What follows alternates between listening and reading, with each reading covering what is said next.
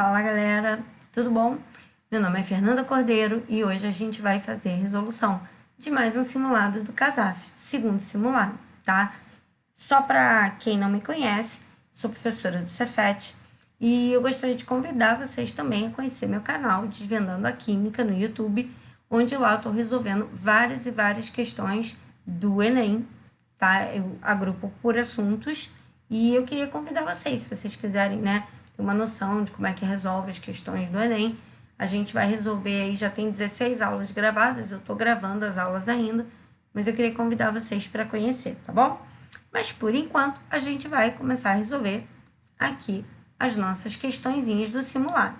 Bom, primeira questão, ele vai falar de uns elementos que estão citados no texto, pedindo aquele elemento que possui o maior raio. Então, primeira coisa, identificar esses elementos. Então, a gente vai procurar esses elementos aqui no texto. Então, ele fala do enxofre, ele fala do mercúrio, ele fala do ouro e ele fala do chumbo. Beleza? Bom, vamos até a tabela periódica, lá no finalzinho da prova, e a gente vai localizar esses elementos aqui, ó. Então, tá aqui, ó, o enxofre, tá aqui o ouro, o mercúrio e o chumbo. Bom, de cara, galera, eu tenho que me lembrar o seguinte: o raio cresce de cima para baixo. Desculpa, mas essas mesas digitalizadoras são um horror. Eu tenho o raio crescendo para baixo, por quê? Porque quando eu estou numa família, o que acontece? Cada elemento da família, ele tem a mesma terminação, a mesma camada de valência, só que com nível mais alto. Então, só lembrando aqui, o hidrogênio ele não pertence a família nenhuma, tá? Ele está sobre a 1A, mas ele não é da 1A. Ele está sobre ela, mas ele não pertence à família 1A. Então, o lítio, ele está no segundo período. Ele termina com um elétron na camada de valência, mas essa camada de valência é a segunda. Quando eu vou para o sódio, ele também tem um elétron na camada de valência. Só que a camada de valência dele agora é a terceira. O potássio tem um elétron na camada de valência, porém essa camada de valência é a quarta. Óbvio que eu estou ficando com um raio maior. Se eu tenho 2, 3, 4, 5 camadas, a tendência é que ele fique maior a cada vez que a gente vai descendo, tá bom? Quando a gente vai olhar no período são as linhas horizontais. Eu vou andar neste sentido para ter um aumento do raio. Então, a gente vai dizer que houve um aumento. Vou tentar fazer uma setinha aqui com cara de seta. Do raio, tá? Então, para baixo o raio aumenta, para a direita o raio diminui, para a esquerda o raio aumenta. O que acontece no período? Quanto mais elétrons eu tenho na camada de valência, que é o caso desses elementos aqui, eles têm bastante elétrons na camada de valência, 7, 8 elétrons, o que acontece é que esses elétrons eles vão ser atraídos pelo núcleo com mais força. Quanto mais força essa camada de valência atrair o núcleo, menor o raio fica, ele vai encolhendo. Já aqui, eu tenho pouquíssimos elétrons na camada de valência, 1, 2, né? E esses elétrons, eles não são atraídos com tanta força assim para minha, para dentro do meu núcleo. Se ele não é atraído com tanta força para dentro do meu núcleo, esse raio tende a aumentar. Então, como eu quero o elemento que possui maior raio, eu já descartei o enxofre, que é o único aqui que está no terceiro período, então ele é pequenininho. Aí eu tenho ouro, mercúrio e chumbo, todos no sexto período. Então, não é o número de camadas que vai decidir isso. O que vai decidir isso é se ele tem maior ou menor atração, né, por elétrons. E aí a gente observa que, de novo, os elementos aqui do lado direito são pequenos, elementos do lado esquerdo são grandes. Então, quem está mais à esquerda? Ah, é o ouro. Detalhe que ele pede, ó, o nome, ok? Então, o nome é ouro. Não precisa colocar o nome do elemento que tem maior raio é ouro. Não perde seu tempo não, tá? Se você seguir a ordem direitinho das perguntas, se você obedecer direitinho, ouro, acabou. Se você sair da ordem, também não gasta muito latim, não. Elemento de maior raio, ouro, caso você queira sair da ordem, tá? Mas se você responder na ordem das perguntas, ouro é o suficiente. Não precisa fazer mais nada, tá bom? Bom, aí ele pede o símbolo do elemento que pertence ao grupo 14. Aí, moleza, ó, grupo 14, o elemento é o chumbo. Detalhe que ele pede, ó, o símbolo. Fê, e se na hora eu me distrair? No primeiro era nome, eu botei o símbolo. E no outro era símbolo, eu botei o nome. O que eu faço? Bota um tracinho, escreve do lado. Ele pediu o nome e você botou o símbolo. Bota um tracinho e bota a resposta certa do lado. Mas Fê não vai tirar ponto? Eu vou entender que é sua linha de raciocínio, beleza? Mas assim, não pode ele pediu o nome e você só dá o símbolo. Ele pediu o símbolo, você só dá o nome. Aí é 0. Mas, tomando-se em consideração que você podia estar pensando, se a última resposta for a resposta que eu quero, né? Eu pedi o nome, você se enganou, botou o símbolo primeiro, e aí resolveu botar o nome do lado, eu vou considerar a última coisa que você escreveu, beleza? Então, fica aí a dica. Bom, um dos óxidos formados a partir do enxofre é o trióxido de enxofre. Indique a geometria e a polaridade. Aliás, eu esqueci de botar o chumbo aqui, né? Então, vamos lá. Primeira coisa, na última aula, quem assistiu minha última aula viu que tem uma forma hoje mais adequada para a gente fazer essas estruturas de geometria, polaridade, né? E uma delas é fazer a conta do número de elétrons, galera. Então, vamos lá. SO3. Primeira coisa que eu vou fazer é descobrir quantos elétrons ele tem. Então, o enxofre, ele tem 6 elétrons na camada de valência. O oxigênio também tem 6 elétrons na camada de valência, mas eu tenho um total de 3 oxigênios e um enxofre. Somando tudo aqui, isso aqui vai dar 6 vezes 4. Então, 6 vezes 4, 24 elétrons. Dividido em pares, eu vou ter um total de 12 pares, beleza? Vou arrumar isso ainda sem me preocupar com a geometria, não sei ainda vou organizar. Então, vou botar o enxofre no meio, os oxigênios em volta. Primeira coisa que eu vou fazer, distribuir os elétrons, tá? E aí, quando eu vou distribuir esses elétrons, fazer uma única ligação para começar em cada um dos elementos. Então, dos 12 pares, eu já usei 3 pares. Sempre completar o octeto de fora para dentro. Então, desses 12 pares, ainda faltam 1, 2, 3, 4, 5, 6, 7, 8, 9. Com mais os 3 que eu já tinha colocado, 12 pares. Só para lembrar, cada linha dessa, cada tracinho desse aqui que eu coloquei, equivale a um par de elétrons. Bom, feito isso, não tenho mais pares, tá? Acabaram os meus pares, eu só tinha 12 pares, eu já distribuí os 12 pares. Eu vou confirmar se de fora, sempre de fora para dentro. Se de fora para dentro, eu tenho, então, a completude do octeto, né? O oxigênio completa o octeto. Cada tracinho é um par de elétrons, então, ó, 1 par, 2 pares, 3 pares, 4 pares, 8 elétrons, octeto completo. 1, 2, 3, 4 pares, octeto completo. 1, 2, 3, 4 pares, octeto completo. Então, para os oxigênios, está tudo bem, todo mundo com octeto completo.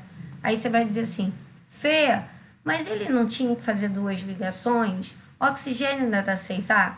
Gente, isso acabou faz 20 anos e o pessoal ainda continua ensinando errado. Ele tem que completar o octeto. Esse negócio que ele é obrigado a fazer todas essas ligações, 2 ligações, pode acontecer ou não, tá?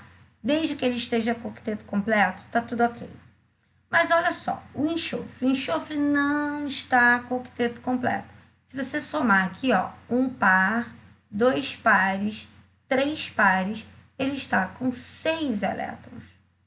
Fê, então posso botar o outro par aqui em cima? Não, porque não tem mais elétron, acabou, já botei os 12 pares. Mas o que você pode fazer? Você pode pegar qualquer um desses 3 oxigênios, qualquer um. Vou mudar aqui a cor da minha caneta para ficar... Bom, antes eu vou apagar. Qualquer um deles, qualquer um dos 3, tá? O que a gente pode fazer? A gente pode escolher um dos 3, tirar a ligação daqui, uma só, tá? Qualquer um deles eu podia ter feito isso. E a gente pode fazer uma dupla ligação aqui, ó. Quando eu faço uma dupla, dá uma olhada, ó. 1, 2, 3, 4 pares. Para o oxigênio não mudou nada. Ele estava com 8 elétrons, 4 pares. Ele continua com 8 elétrons e 4 pares. Agora, olha para o enxofre que diferença, ó. 1 par, 2 pares, 3 pares, 4 pares, octeto completo. Bom, vamos parar aqui para dar 2 detalhes. Primeiro detalhe, a UERJ, ela não cobra do aluno que ele saiba expansão do octeto.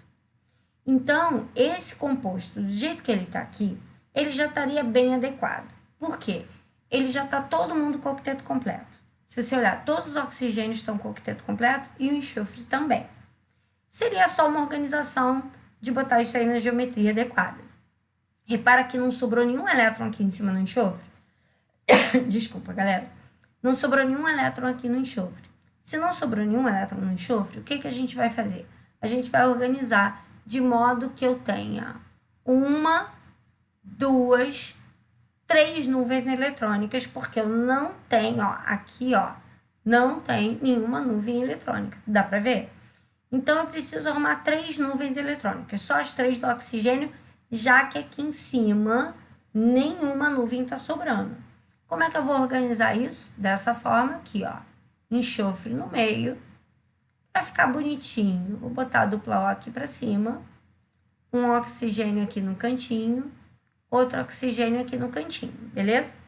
Então, a minha geometria é trigonal plana, beleza?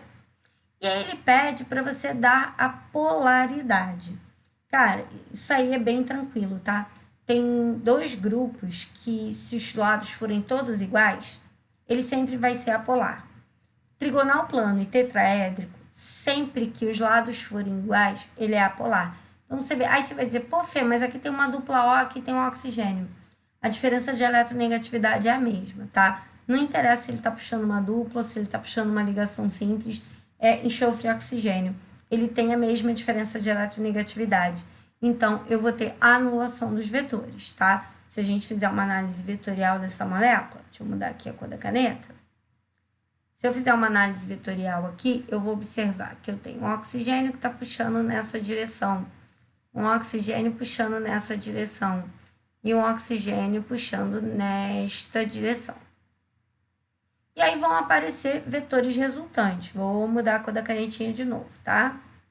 Então, ó, vou marcar de roxinho os vetores resultantes. Eu tenho um vetor resultante aqui no meio, que anula com esse cara aqui. Eu tenho um vetor resultante aqui no meio, que anula com esse carinha aqui. E eu tenho um vetor resultante aqui no meio, que anula com esse carinha aqui. Portanto, esse cara é apolar. Até aí, tá tranquilo? Mas eu vou fazer um adendo, tá, galera? Eu vou fazer aqui um detalhezinho que não seria absolutamente obrigatório. Isso aqui já estaria bem suficiente, tá? Então, tudo que tá aqui, ó, vou marcar de azulzinho. Isso aqui, isso... Oi? Fiz uma bobagem aqui. Deixa eu marcar aqui direitinho. Ó, isso aqui e somente isso aqui ficaria no espaço de resposta, tá? Você não precisa botar mais nada, não. Só isso aí mesmo. Mas, um detalhezinho que pode acontecer. Porque você pode chegar e falar assim, Fê, eu olhei na internet e vi que o enxofre no SO3 não estava com uma dupla só, não. Ele estava com 3. Qual é a estrutura correta? Bom, isso aí, o que eu vou falar agora, o UERJ não cobra, tá? Mas existe hoje uma discussão sobre qual seria a melhor estrutura para as moléculas. E a melhor estrutura para as moléculas seriam aquelas estruturas onde a carga formal ela está igual a 0. Bom, então vamos anotar esse compostozinho aqui que a gente acabou de fazer do jeitinho que ele está ali, ó. Enxofre, dupla O, oxigênio, oxigênio, e vou colocar aqui os elétrons não ligantes, os pares de elétron que não estão fazendo ligação com ninguém. Bom, vou mudar a cor da canetinha, porque agora a gente vai entender por que aparece na internet, né? Porque você vai procurar no Google, ele vai aparecer com as 3 duplas. O que acontece é o seguinte, se a gente dividisse essa ligação e essas 2 ligações por homólise, Lembra? Homólise quebra com um número igual de elétrons. Então, ficaria um elétron para cada um. Eu vou descobrir quantos elétrons ficariam cada elemento caso isso tudo quebrasse. Vamos imaginar que esse tracejado vermelho que eu botei, todas as ligações quebrassem, todas as ligações rompessem agora. O que ia acontecer? O meu oxigênio daqui, ele ficaria com 1, 2, que é um par, 3, 4, 5, 6, 7 elétrons. Cara, ele não veio com 7 elétrons para esse composto, ele veio com 6. Mas se essa ligação quebrar agora, do jeito que está aí, ele ficaria com 7. Significa que ele estaria com um elétron a mais do que ele realmente teria. Então, ele estaria com uma carga efetiva de -1. Quando eu olhar esse oxigênio, é a mesma coisa. Ó. 1, 2, 3, 4, 5, 6 e um elétron aqui, 7 elétrons. Ele veio com 6, mas ele agora sairia com 7. Então, a carga formal dele também é -1. Já esse oxigênio, ó, 1, 2, 3, 4, 5, 6.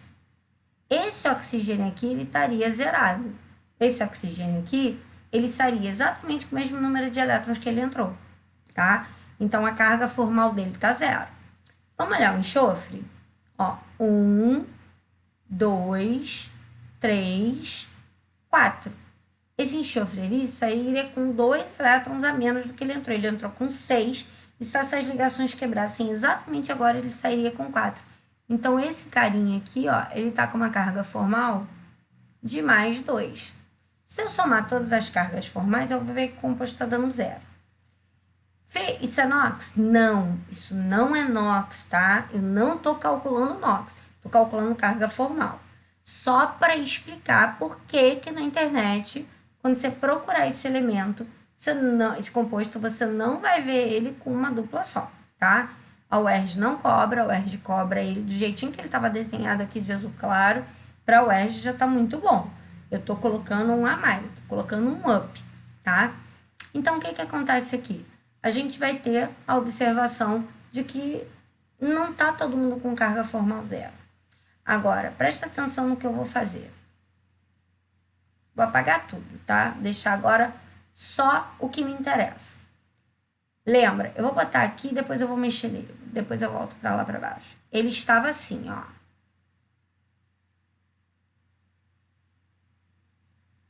Ele estava originalmente desse jeitinho aqui. Você viu que esse oxigênio... Ih, botei uma ligação demais, peraí.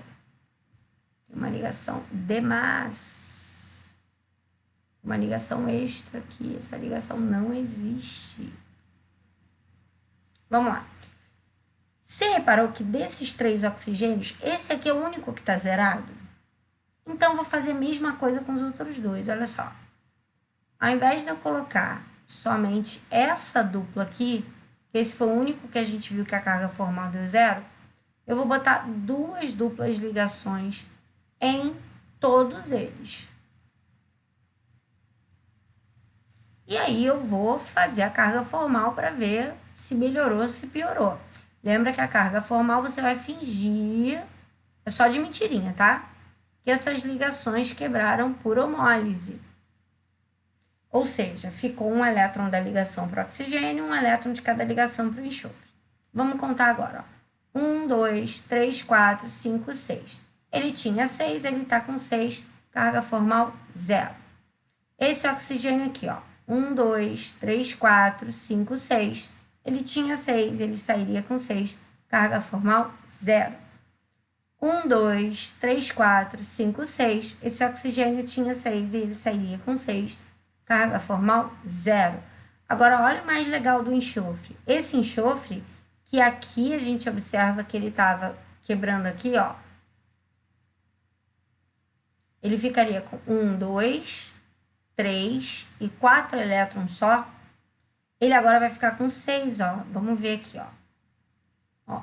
1, 2, 3, 4, 5, 6. Ele sairia exatamente com o número de elétrons que ele chegou. Ou seja, a carga formal do enxofre aqui também está 0. Não é NOx, de novo. NOx aqui é outra coisa. Se a gente for calcular NOx, ó, SO3, oxigênio é -2, enxofre X, x vezes 1, x menos 2 vezes 3 menos 6, soma de cargas dá zero, o x aqui daria mais 6. Então, o NOx do enxofre é mais 6. Tá? Não estou falando de NOx, estou falando de carga formal. E aí, significa dizer que a estrutura mais estável para esse cara é onde todas as cargas formais estão dando zero. Como enxofre, a gente observa que ele é do terceiro período, e só a partir do terceiro período que isso pode acontecer, os elementos podem ampliar o octeto. Lembra, pessoal, do segundo período, ó, vou marcar aqui, ó, segundo período, que é esse grupinho aqui, ó, não pode ampliar o octeto, tá? Segundo período não pode ampliar o octeto. A gente só pode fazer isso do terceiro período em diante. Terceiro período tem subnível D, aí ele pode ampliar o octeto. Beleza? Então, só para a gente fechar, vamos lá para a questão 2. Ele está falando de compostos, né, dos corais. Então, ele vai falar que coral é uma espécie que pode abrigar plantas e animais, são encontrados em diversos habitats marinhos, porém, ele vem sofrendo uma coisa chamada branqueamento. Né? O branqueamento dos corais é um processo que pode se dar por vários motivos. E aí ele está mostrando que o processo, né, ele era dessa corzinha aqui originalmente, e aí de repente está ficando branco, está ficando, né, tá morrendo, literalmente.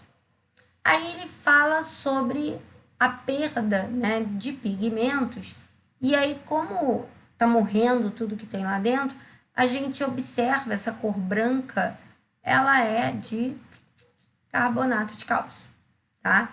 E aí, em relação a esse composto, ele pede para apresentar a fórmula química. Galera, aí é aquela história, né? Esses compostos mais básicos, nitrato, carbonato, sulfato, fosfato, você tem que estar com ele no sangue, tá?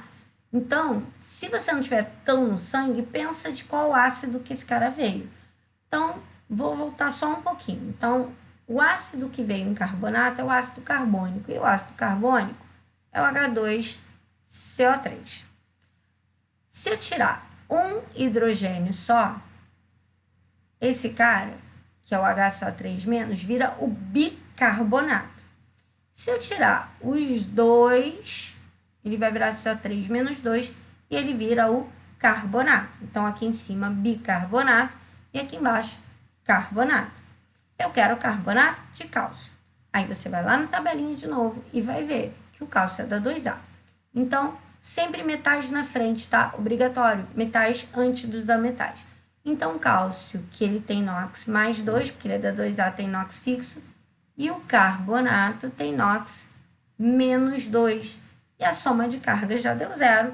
Então, a fórmula dele, carbonato de cálcio. Certo? Ele pede para você identificar o número de oxidação do cálcio. Cara, você já tinha que ter feito isso, né? Que não dá para montar a fórmula do carbonato de cálcio sem ver, ele é da 2A, NOx fixo mais 2, ok? E a função química inorgânica dele. Tudo que termina em ato, ito ou eto é sal. Então, carbonato, né?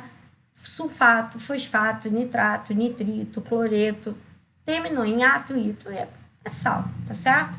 Então, molezinha. Como eu falei, se você botar na ordem que nem eu coloquei aqui, então fórmula, depois a função, depois o NOx, você pode até botar direto. Eu ainda até botei ali fórmula tal, função tal, mas nem precisa.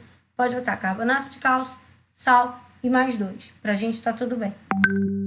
E a ligação entre o carbono e o oxigênio é covalente. Por quê? Então, vamos lembrar como é que eu identifico se a ligação é iônica, covalente. Ah, o bom é que ele coloca aqui, ó, interatômica. Interatômica entre átomos, tá? Então, como é que eu vou ter uma ligação metálica? A ligação metálica, o nome já diz, né? Metal mais metal. Qualquer metal, pode ser igual ou diferente, tá? Se for tudo metal igual, é um metal puro. Se forem vários metais misturados, é uma liga metálica. Depois a gente vai ter a ligação que a gente chama de ligação iônica, tá? Na ligação iônica, a gente pode ter metal mais ametal. Mas qualquer metal com qualquer ametal? Não. a gente vai ter metal com a metal desde que a diferença de eletronegatividade seja superior a 1,7. Detalhe que na tabela da UERJ vem as eletronegatividades, então você não vai precisar se preocupar. E como é que ela vai ser covalente? Ela é covalente se eu tiver esses casos aqui. Hidrogênio ligado a hidrogênio. Hidrogênio ligado a ametal. Ametal ligado a outro ametal.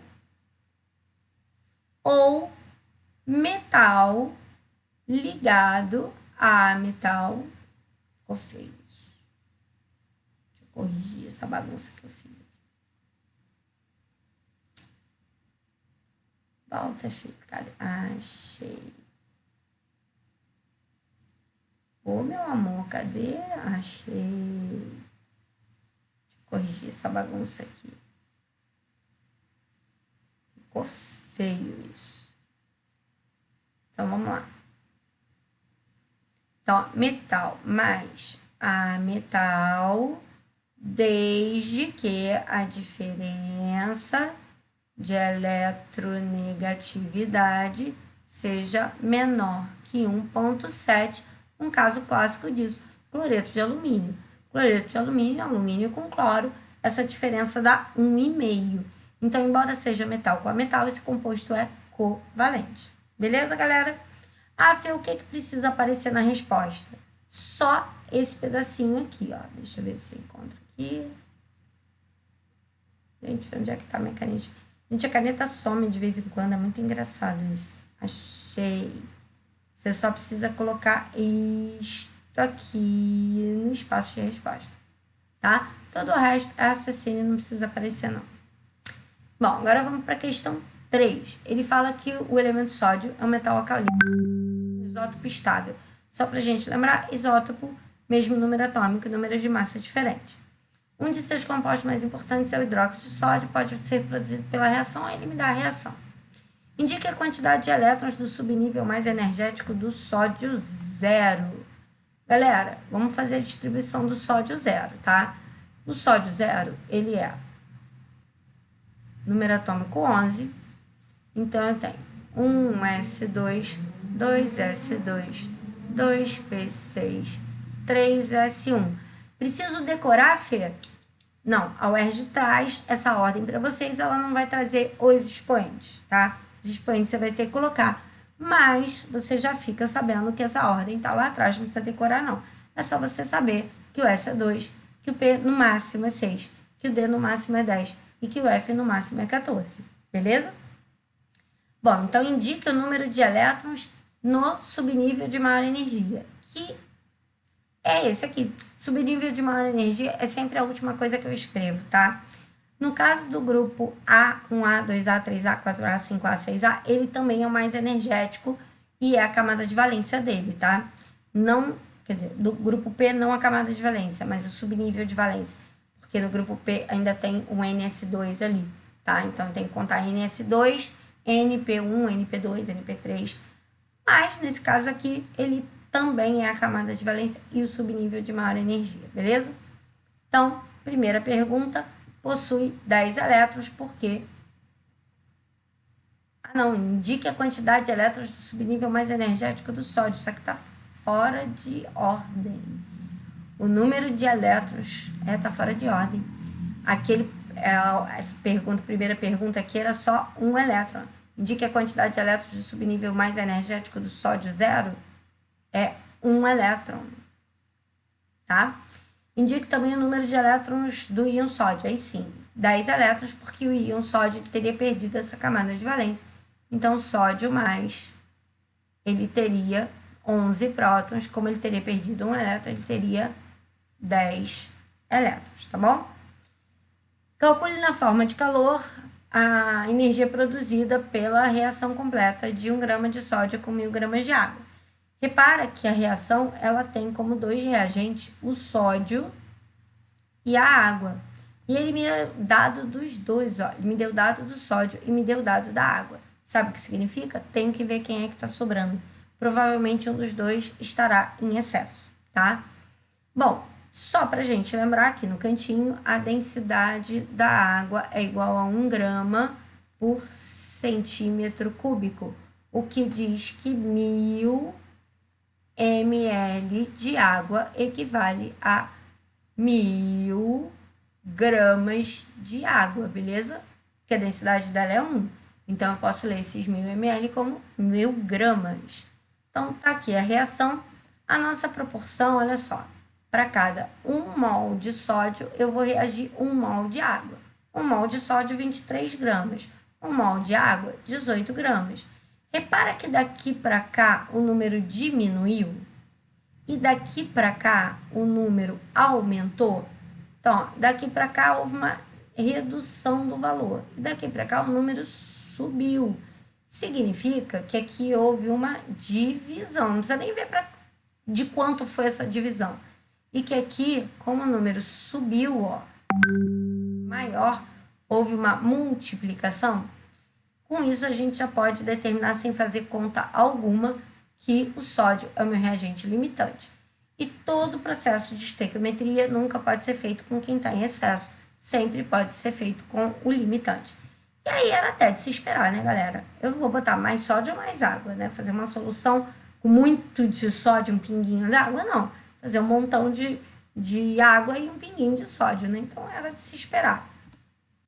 E aí é só relacionar, porque quando ele fala aqui, ó, é a quantidade de energia desta reação. Isso aqui, ó, é a quantidade de energia da reação. Era até bom que isso aqui tivesse em kJ por mol, tá? Mas tudo bem, dá para entender.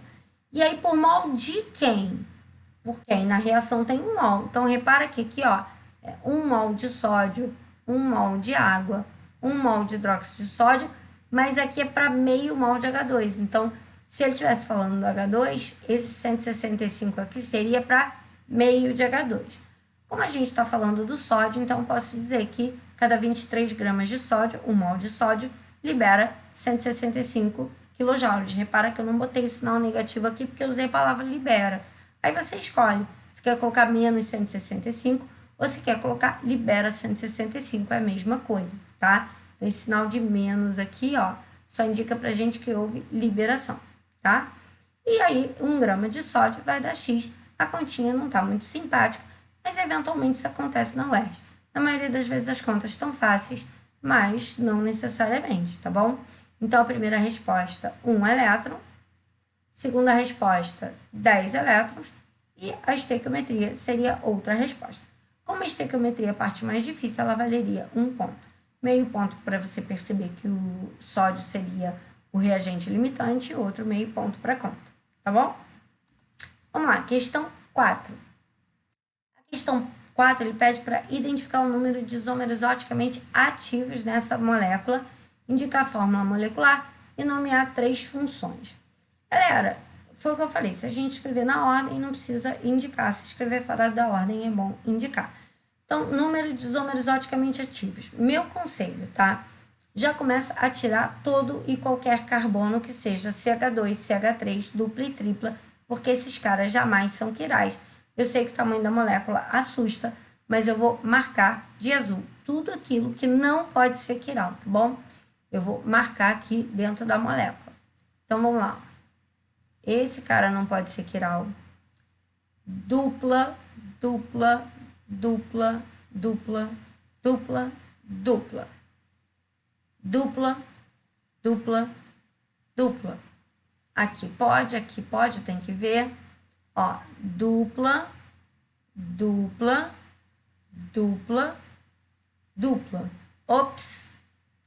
Tiramos quase todos os carbonos. Ah, tem esses aqui também, né? Que a gente pode tirar, que é CH3.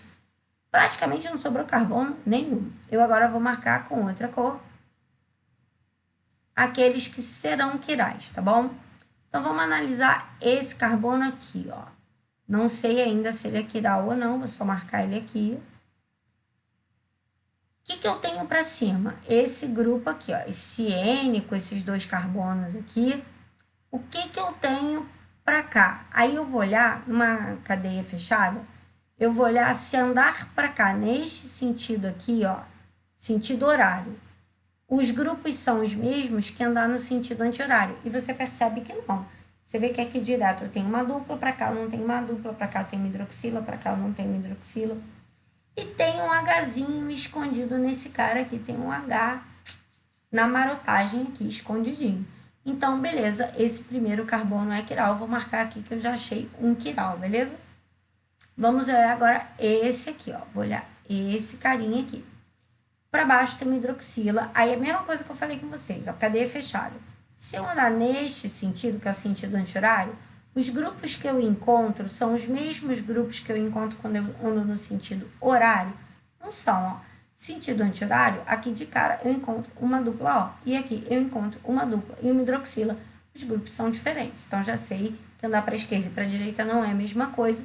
E tem um hidrogênio escondidinho aqui também. Tem um Hzinho aqui, né? Bem... Oi? Tem um Hzinho escondidinho, bem escondidinho aqui. Então, o grupo hidroxila, o grupo H, andar para a esquerda e para a direita são diferentes. Achei o meu segundo quiral. Vamos olhar esse carinha aqui, tá? Irritação de tela. Bom, a gente também tem um hidrogêniozinho escondidinho aqui. E aí eu tenho, olhando para cá, ó, tem um CH2, andando aqui no sentido anti-horário, tem um CH2 aqui. Se eu andar no sentido horário, tenho aqui um C com hidrogênio, com nitrogênio, diferente, né? Andar para cá, para a esquerda e andar para a direita. Se eu andar para baixo, eu tenho outro grupo que tem uma hidroxila aqui embaixo. Então, nenhum lado que eu andar, eu vou ter com um lado igual. Então, beleza. Terceiro quiral.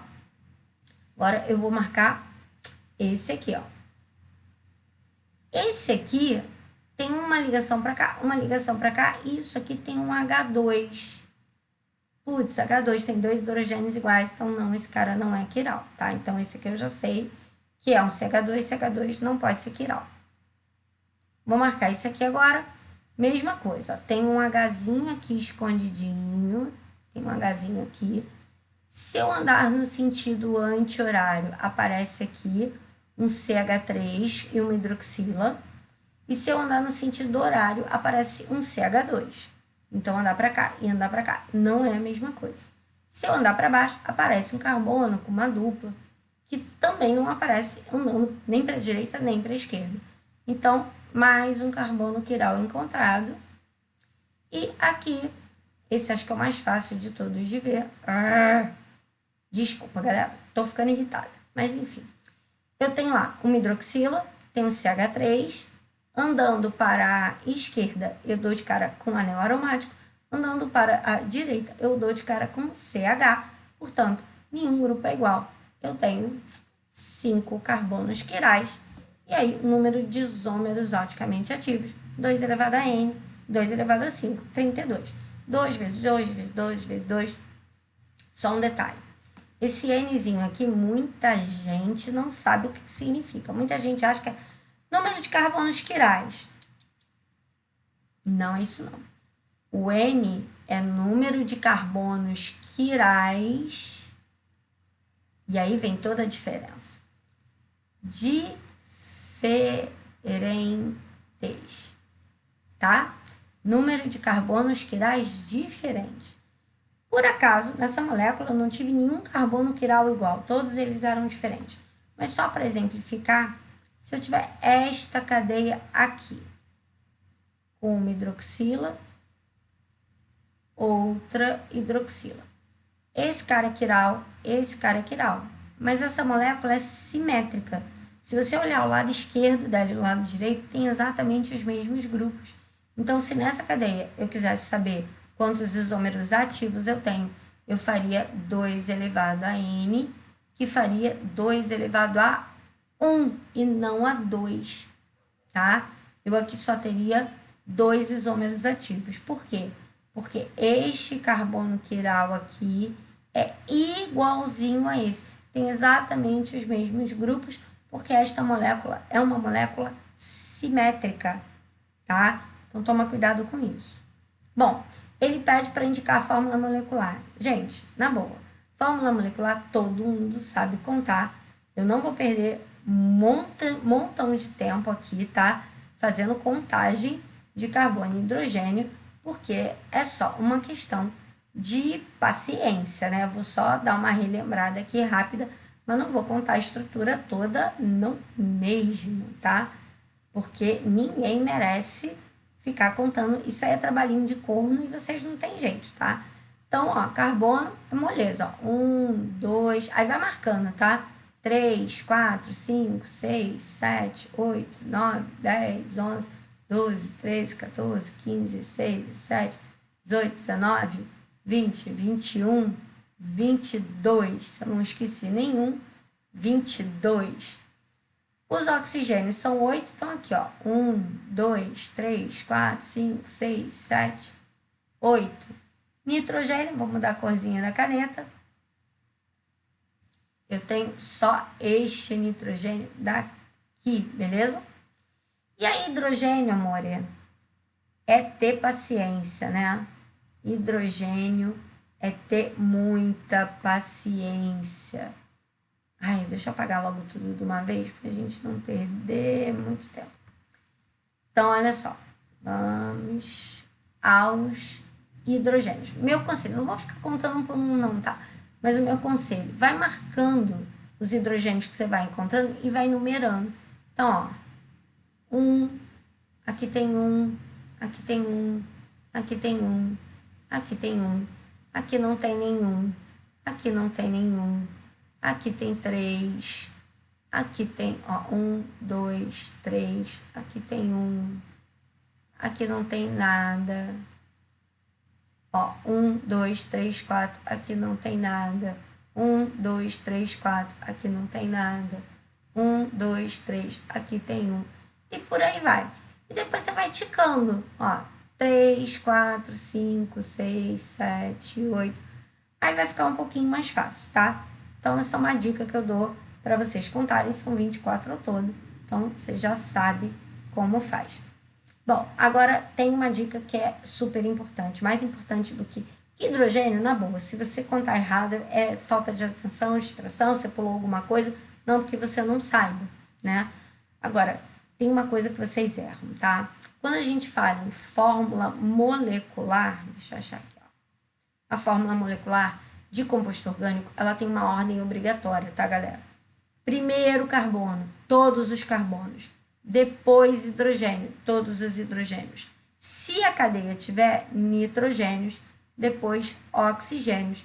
E depois enxofre, fósforo, cloro, depois, tá? Mas essa ordem é obrigatória. Você não pode inverter essa ordem de jeito nenhum, beleza? Não pode, de jeito nenhum mesmo, tá? Então, e aí nomear as 3 funções oxigenadas da molécula. Vou aproveitar para nomear tudo, tá? E depois a gente bota aí quais seriam as respostas. Isso aqui é uma amina terciária, não precisa escrever terciária, tá? Isso aqui é uma amina, tá? Terciária porque está ligado a 3 grupos carbônicos. OH ligado a carbono saturado. Isso aqui é um álcool, ok? Isso aqui, OH ligado a anel aromático, é um fenol. C-O não estando no meio da cadeia, ela está no centro de uma cadeia. Isso aqui é uma cetona. Aqui e aqui é o mesmo grupo, tá? OH ligado em carbono de dupla é um enol. Esse grupo todo é um grupo só. C-O-NH2 é uma amida. Ok? Esse aqui a gente já viu, também é uma cetona. Esse aqui a gente também já viu, é um outro álcool. O detalhe é que ele pede nome de funções oxigenadas. E ele pede 3 funções oxigenadas, tá bom? Então, você poderia, das 3 oxigenadas, escolher 3 dessas aqui, qualquer uma dessas. Só não poderia ter escolhido a amina, que é a única que não tem oxigênio. É a única que seria considerada completamente errada. Ah, mas a amida tem nitrogênio também. Tá, ele não disse que tinha que ser somente oxigenada. Disse que teria que ser oxigenada, tá? Então, ela poderia ter nitrogênio também, não poderia ser exclusivamente nitrogênio, tá bom? Próxima questão. Admita que uma reação química entre a base e um composto orgânico, CH3Cl, vão reagir. Aí ele diz que vai botar 120 gramas com 202 gramas de CH3Cl impuro, observando a formação de um sal inorgânico e um composto orgânico. Nomeie o produto. Para isso, a gente tem que fazer a reação. Bom, o produto é cloreto de sódio e metanol. Mas da onde surgiram esses produtos? Vamos lá. Você tem a reação entre um CH3Cl, vou até botar na estrutura bonitinha aqui, já na geometria, para ficar mais fácil de você enxergar o que está acontecendo.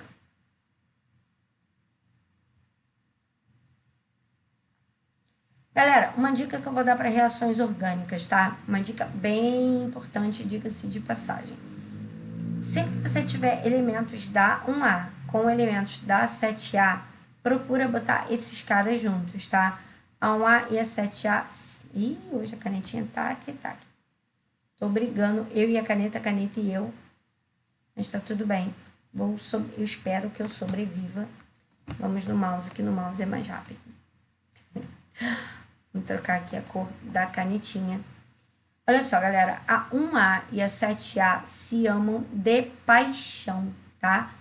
Eles têm uma afinidade química enorme. Então, toda e qualquer situação em que você puder juntar 1A e 7A, você vai juntar. E aqui não ia ser diferente, tá? Então, tá lá. Apertei no lugar errado. Cadê? Eu estava... Gente, cadê a questão? Tô doidinha. Tá aqui. Gente, não repara não. Eu estou cansada. Essa semana foi uma semana puxada. Tá difícil o negócio aqui pra mim. Mas vamos voltar para o azulzinho para dar prosseguimento à nossa reação. Então, NaCl é o primeiro produto, cloreto de sódio tá nomeado. E aí, basta você ver o que sobrou. E aí, olha só.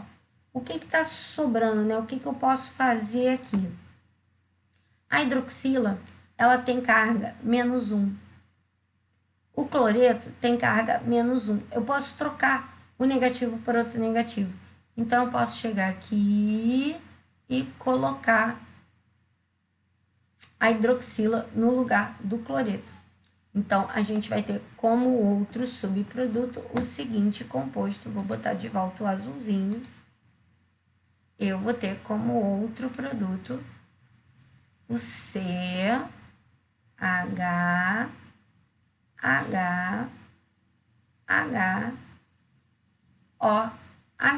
beleza? Então, essa é a reação. Esse cara tem um carbono só, tem uma hidroxila, é um álcool, ele é o metanol. Agora, um detalhe, essa questão não pediu, mas ela podia ter pedido, tá? Se ele tivesse pedido, classifique ou dê o mecanismo. Como é que eu vou classificar esse cara? Como é que eu vou classificar essa reação? É fácil. Você concorda que o foco é sempre composto orgânico? Você concorda que o composto orgânico ele foi substituído, o cloro, pela hidroxila? Então, se ele pedisse, ele não pede. Eu já sei que ele é uma substituição, tá? Detalhe, ele não pediu, tô só reforçando porque a UERJ costuma pedir isso. Então, eu já sei que a reação é uma reação de substituição. Fê, isso é o suficiente para eu ganhar o ponto? Não. Você tem que dizer se essa substituição é nucleofílica ou eletrofílica. Gente, qual é a carga da hidroxila, né? -1. A hidroxila não foi o grupo que entrou no composto orgânico? Esse grupo que entrou no composto orgânico é negativo. Ele vai atrás de quê? De carga positiva. Onde que se encontra uma carga positiva no átomo? No núcleo. Então, é uma substituição nucleofílica.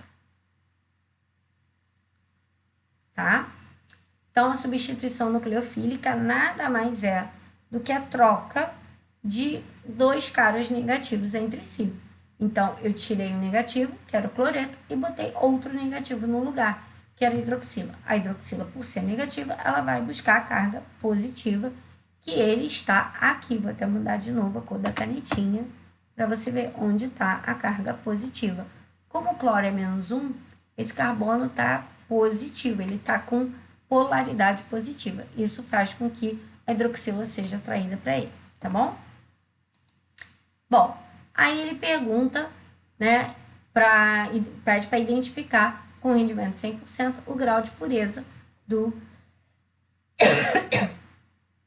clorometano e pedir a massa de produto orgânico formado. Então, vamos lá. Eu sei que para cada 40 gramas de hidróxido de sódio, eu vou ter 50 gramas e meio de cloreto, de metila ou clorometano. Um detalhe, isso aqui são as massas molares, tá?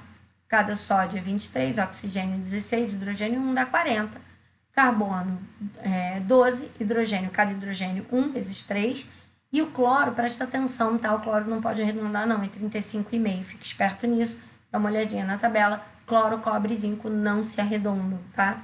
E aí 120 gramas para X, esse aqui tá mais a cara da UERJ, molezinha, a gente observa que daqui para cá multiplicou por 3, e daqui para cá é só multiplicar por 3 também. Então, 151,5 gramas, tá?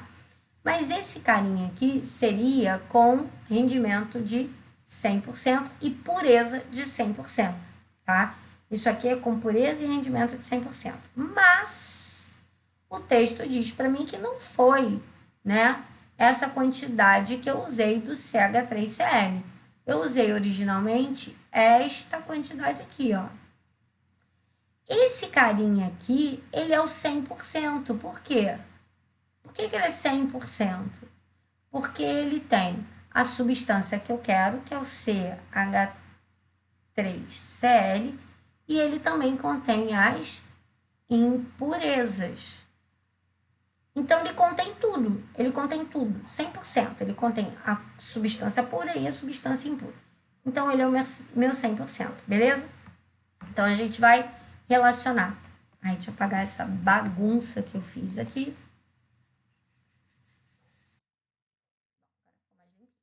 Então, ó, esse valor que ele me deu é o 100%. Ele tem todo o composto e mais as impurezas. Então, ele é considerado 100%.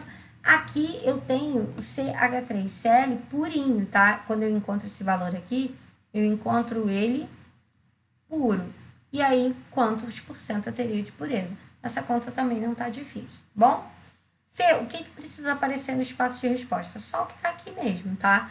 Se você seguir a ordem, como eu falei, e isso aqui vai ficar no espaço de resposta, não precisa fazer reação, ele não pediu, não precisa fazer aquela classificação que eu fiz só para vocês, né, tirarem uma dúvida, e isso aqui tem que estar no espaço de resposta, e isso aqui tem que estar no espaço de resposta. Fê, outra pergunta que eu posso fazer é, eu tenho que fazer, por exemplo, eu tenho que mostrar 202 vezes y igual a 151,5 vezes 100. Depois fazer y igual a 151,5 vezes 100 sobre, né, cadê?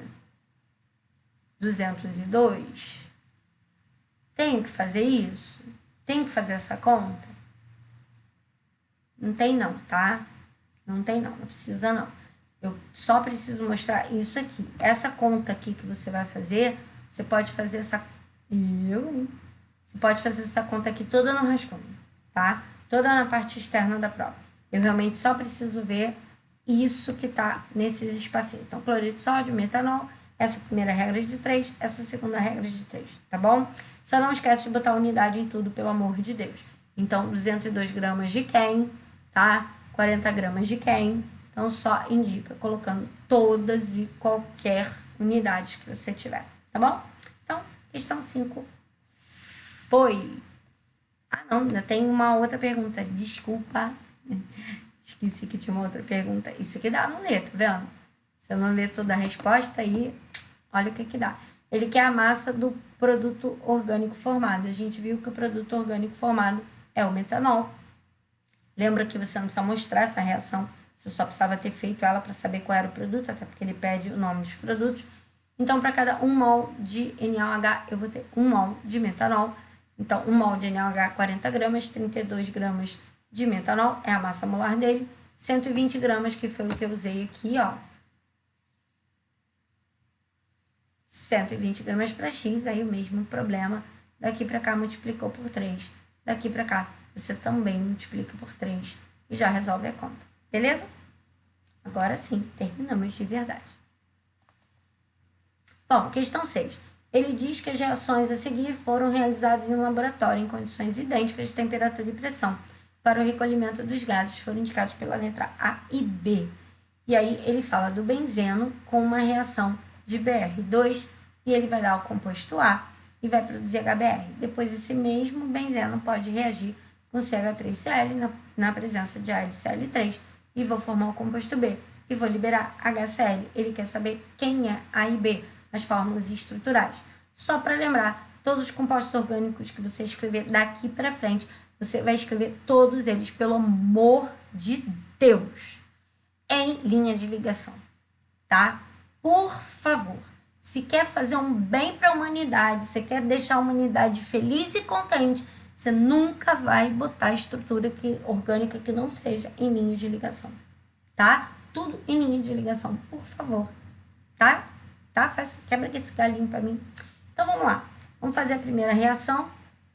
Eu tenho aqui, ó. Cadê a minha canetinha? Onde é que ela foi parar, a minha canetinha? Achei. Eu tenho benzeno, que vai ficar horrível, porque essa mesinha digitalizadora não dá para fazer coisas com uma letra decente. Eu ainda não aprendi como é que faz isso. Eu tenho benzeno. Ele vai reagir com Br2. E aqui tem o catalisador, que ele já me deu ali. Você já sabe qual é. Galera, presta atenção numa coisa. O anel aromático, ele é muito difícil de quebrar. Ele é estável demais da conta, tá? Então, toda vez que você vai reagir um anel aromático, a probabilidade dele substituir é muito, muito, muito grande. O número de reações de adição no anel aromático são praticamente zero, tá? Existem outras reações que o aromático pode fazer, mas a maioria delas é de substituição. E aí, o que eu não posso esquecer? Vou mudar aqui de novo a corzinha da caneta para chamar a atenção de vocês. Eu tenho, na estrutura do benzeno, em cada um, eu vou marcar um só, mas cada ponto desse aqui, eu tenho um Hzinho escondido em cada um desses pontos aqui. Então, ele é um C6H6, então eu tenho 6 possibilidades de substituição. Qualquer um desses 6 hidrogênios poderia ser substituído. Esse catalisador, eu não vou detalhar como, porque senão a gente vai levar uma vida aqui, tá? Mas a função desse catalisador é quebrar este bromo aqui em bromo mais e bromo menos, tá? Quem faz esse processo de quebrar esse bromo em bromo mais e bromo menos é o catalisador. Para isso ele serve. A função dele é essa. Bom, e aí foi o que eu falei com vocês agora há pouco, né? Eu vou fazer uma reação de substituição. Se eu tirar um positivo, eu tenho que botar um positivo no lugar. Se eu tirar um negativo, eu tenho que botar outro negativo no lugar. E o que eu tenho para ser substituído aqui? Não é o H? H não é H+? Então, gente, eu vou substituir um H+, por um outro cara igualmente positivo. Então, eu vou pegar esse H+ daqui e vou substituir por este bromo daqui, beleza? E aí, eu vou gerar... Vamos voltar ali para o azulzinho. Eu vou gerar esse carinha aqui, ó. O anel aromático horroroso, porque essa canetinha é o O. E tá lá o meu Br, esse Br+, que ficou no lugar do H+. E esse H+ que saiu? O H+ que saiu se juntou com o Br- e formou o HBr, que ele já me dá a dica aqui, tá bom? Então, já sei quem é o meu composto A, já sei qual é a fórmula estrutural dele. Agora, a gente vai ver o composto B. Tem lá o benzeno. Vou reagir com H3CCl e tem o catalisador. Galera, não é muito diferente não, tá? Essa reação, ela vai acontecer por um processo bem parecido. Qual é a função do catalisador? Quebrar esse cara. Como é que esse cara vai quebrar? Esse é até mais fácil, porque o cloro é mais eletronegativo, certo? Então, eu vou ter o CH3 ou o H3C, que é o metil, né? Metil esse cara. H3C, o CH3 é a mesma coisa. De carga positiva e o cloro de carga negativa. Lembra que quem fez essa quebra foi o catalisador, que ele me deu, diga-se de passagem. E tem aqui vários hidrogênios, qualquer um deles poderia ser substituído, tá? Qualquer hidrogênio. Então, você podia ter colocado isso em qualquer lugar, tá? O bromo e o CH3 podem entrar em qualquer dos carbonos, substituindo qualquer um dos hidrogênios. Então, eu vou trocar de lugar o CH3 com esse hidrogênio aqui e vou formar, voltando aqui para a canetinha azul, achei um anelzinho aromático e o CH3. E vai sobrar o hidrogênio que saiu daqui, vai se juntar com o cloro e vai formar HCl, que ele já tinha me dado a dica, tá? Qual é a indicação que eu dou? Tenta colocar na reação, no final, né, do processo, a estrutura em bastão, em linha de ligação. Evita colocar com CH3 aqui. Eu deixei o CH3 aqui porque isso aqui seria o meu rascunho, né? E como aqui está escrito CH3 ou H3C, então tanto faz, né? Eu até botei o CH3 aqui, mas na resposta final, procura fazer ela dessa forma, tá bom? É mais seguro, é mais elegante até. Hoje a gente evita usar a fórmula condensada.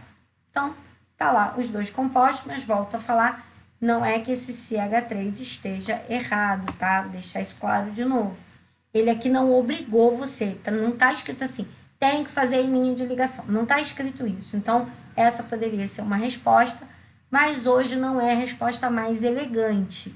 A resposta mais elegante que eu tenho é usar a linha de ligação. Então, deixar o metil só com tracinho seria o mais bonito, o que deixaria o seu corretor muito, muito, muito feliz, tá bom? Então, até aqui tá bem tranquilo, né? Eu vou apagar essa bagunça que eu fiz pra gente poder dar continuidade à nossa reação. Bom, ele pede para nomear, né, e indicar a fórmula estrutural do produto orgânico da reação entre brometo de etilmagnésio e o propanol, seguida da adição de água, ou seja, reação com reagente de Grignard, que foi um Deus nos acuda. A última vez caiu tem 2 anos, em 2019. Essa questão botou gente de cabelo em pé. E ela não é uma questão difícil, ela é uma questão trabalhosa, mas difícil ela não é. Então, vamos começar usando o propanal e o brometo de etilmagnésio. Então, vou fazer o meu etil, ok? 2 carbonos, ó. 2 MgBr, tá? Só um detalhe, a ligação entre o magnésio e o carbono é covalente sim, tá?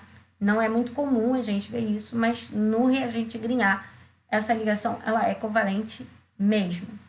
Bom, primeira coisa, eu vou fazer uma avaliação dos meus compostos. Então, vou mudar a cor da canetinha aqui para poder marcar isso.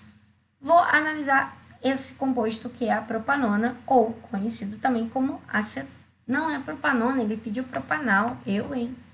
Tô doida.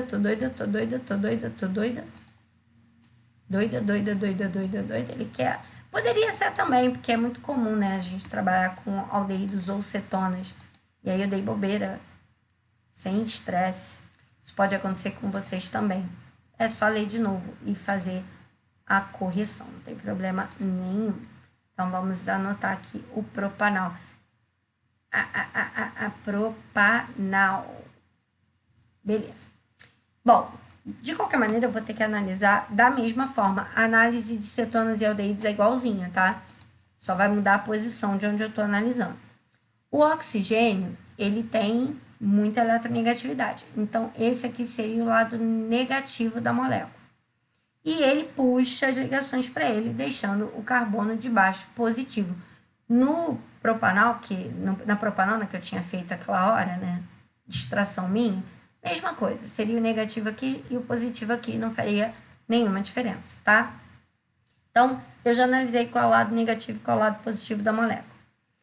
Esse composto, eu tenho que saber onde ele quebra. E ele vai quebrar exatamente neste ponto aqui, ó.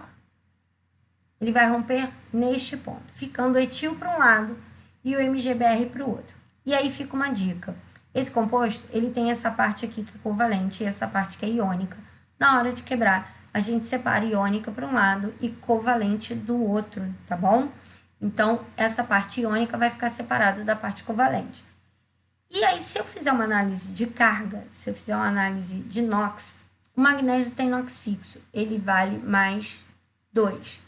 Aqui o bromo é o elemento mais eletronegativo dessa molécula toda, então ele vale menos 1, que é da 7A, ele só precisaria ter ganho 1 elétron, então ele vale menos 1. Se eu quiser zerar esse composto, fazer a soma desse composto da zero, o etil, né, esse grupinho aqui, só vou botar aqui o nominho dele para você não esquecer, ó. O etil, ele também teria que valer menos 1. Porque aí, quando eu somar as cargas, vai dar 0. Bom, mas aí eu vou fazer um detalhe a mais. Eu vou dar um detalhezinho extra aqui, ó. A soma desses caras aqui, na verdade, vai ser mais 1. Porque eles vão trabalhar como se eles fossem um grupo só. Então, esse grupo MGBr, na soma de cargas dele, ele é mais 1 e o etil vai ficar menos 1. E aí é óbvio que opostos se atraem, né, galera?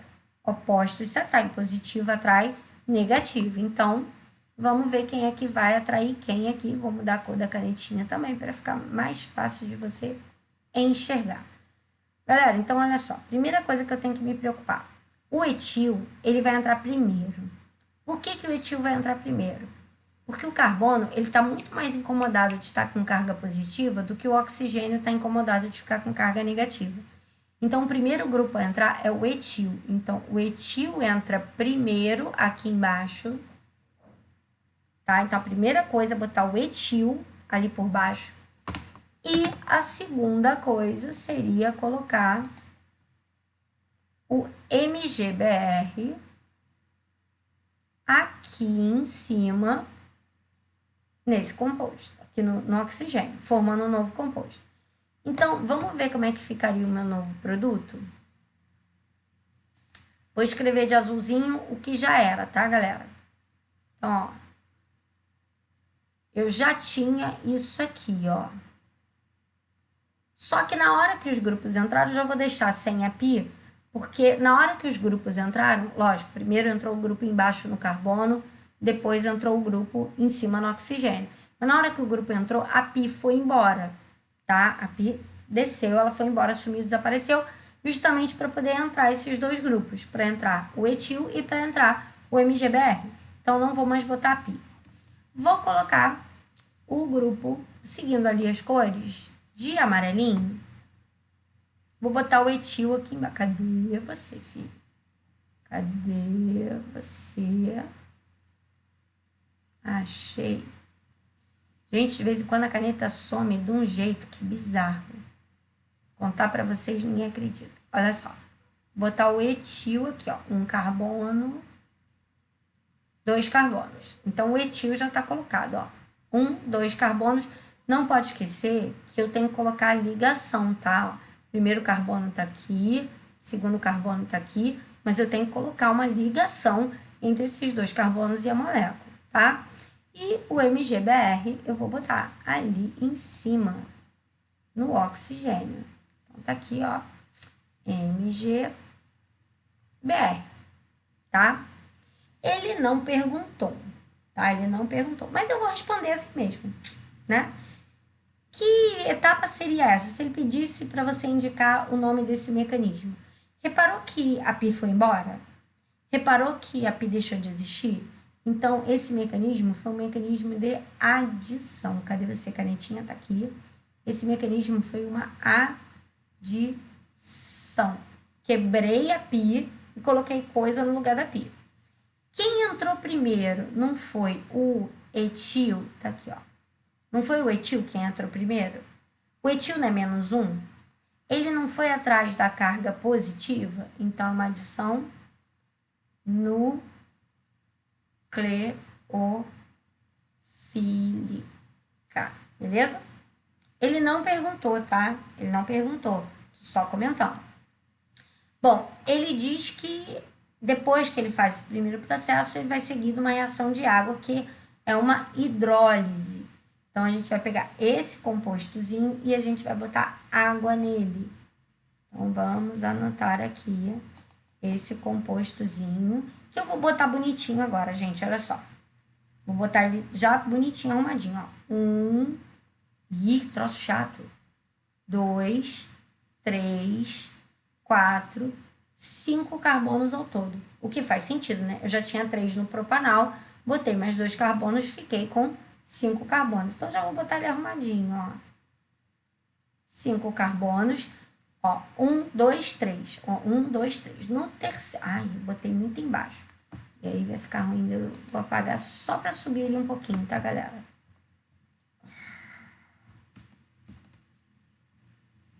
Vou só subir aqui um pouquinho. Então, tá lá, OMGBR e vou adicionar água. Como é que isso acontece? Galera, água, eu tenho que lembrar como é que ela quebra, né? Ela pode quebrar em, vamos ver aqui, H mais OH menos. Galera, presta atenção, esse composto aqui, ele é instável, tá? Esse grupo aqui, ele, vou até anotar isso aqui para vocês, ó. Instável. E aí, o que será que está causando essa instabilidade? Né? O que está esquisito nesse composto? Esse grupo aqui, ó. Esse grupo aqui está esquisito. Você já viu composto assim, né, em orgânica? Não. Então, é esse grupo que está esquisito. E se a gente lembrar, ó, vamos pegar ele lá atrás. Ó. Ele era o etil, aí tinha o Mg, o Br. Eu fiz essa análise agora há pouco com vocês. Esse grupo aqui tinha carga mais 1 e esse grupo aqui tinha carga menos 1, lembra? Se eu quiser tirar esse MgBr aqui, alguém com a mesma carga que tem que entrar no lugar dele. Então, quem será que tem a mesma carga que poderia entrar? Seria o hidrogênio, ele entraria no lugar do MgBr, tá? E aí, a gente fica com este composto aqui. Cadê minha canetinha? Ela achei. Ela some, cara. Que horror. Então, tá lá, ó. Ó, troquei pelo H. Porra, beleza. Isso agora é um álcool. Show de bola, né? Esse cara agora virou um álcool. E o que sobrou? Mg. Aí tem uma ordem, tá? OH, BR, tá bom? Nossa, isso aqui ficou feio, hein? Jesus, misericórdia. Vou botar um H decente aqui.